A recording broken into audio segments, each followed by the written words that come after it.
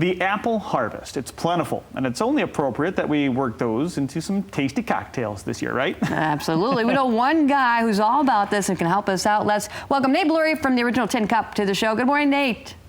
Good morning, guys. Absolutely. I'm not ready for pumpkin spice, but I'm totally ready for apples and the apple harvest. Yeah, so I thought I'd do some cinnamon. Tell me there's some cinnamon involved here because I love... Oh, there's tons of cinnamon involved, Todd. I'm going to do it in two of the drinks, starting with our sangria. I took some fun sangria from Rishi's International Beverage, and this stuff is from Traverse City. I absolutely love it, from Leelanau Cellars. And what I did is I sliced up some pear, some apple, as well as some oranges, and let that sit in there for an hour.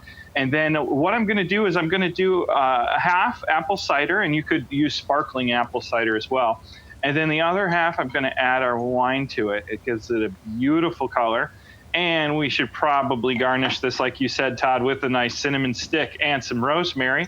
And this is our fun little take on sangria for the fall. I'm a sangria drinker, Nate. I'm a sangria. No, I'm kind of a sangria snob, actually. Like I really I like a lot of cut up fresh fruit in the sangria. My favorite place out of Chicago, Cafe Barbariba, does that so well. But I've never heard of putting cinnamon or making this into a cider fall drink. Cider and wine together. Absolutely. And like I said, I love to do sparkling cider as well. It gives it the bubbles, and it's really simple. It's a super fun take. And again, it just gives you that little extra fall feel. And of course, if we want to get a little bit further, I have an absolutely apple cocktail. And again, we're going to do a little bit of apple cider with this. I'm working with our friends over at Ironfish Distillery. They have this wonderful 4-cask bourbon, and part of it is actually aged in a brandy barrel of the cask. So what I'm going to do is I'm going to do 2 ounces of the bourbon, as well as an ounce of sweet vermouth. And again, you can get this at any of the fine retailers in West Michigan, like D. Schuler's and Rishi's. And I'm going to add an ounce of apple cider and a dash of orange bitters. And then the best part, my favorite part, is to do just a little bit of lemon juice. Gives it that tartness and it just adds a next level of flavor.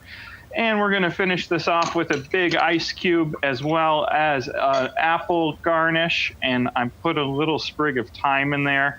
And this is our absolutely apple cocktail. And finally, I thought it'd be fun to finish up with an apple on the side, a little cider take, and using some gin from the folks over at New Holland Distillery. So what I have here is some Knickerbocker gin. Again, I'm going to do 2 ounces of the gin, as well as 2 ounces of apple cider. And for the sweetness piece, beyond just the apple cider, I'm going to add a little simple syrup. But I made simple syrup using honey. So I did equal parts honey and water, reduced it by half. So I have this fun simple syrup. I'm going to do an ounce of that. And again, for that tartness, that little extra flavor here, we're going to do some lime juice instead on this one. So I've got some fresh lime juice right here. And we are going to just top this off with that lime juice. And again, let's garnish it with another cinnamon stick there. It's so sad you have to drink these alone. I'm really bummed about this. I wish you were here. It's a lot of fun in the bar. I mean, seriously. Speaking of being there, the hard-hitting questions for you, Nate. 1, is that your basement? And 2, is there a cover charge? And 3, who's DJing this weekend? That's what I need to know. Actually, this is my neighbor's basement. It's so funny you mention it. My basement's under construction right now. So we do probably, I'm sure they're going to charge a cover, but you guys are more than welcome to come.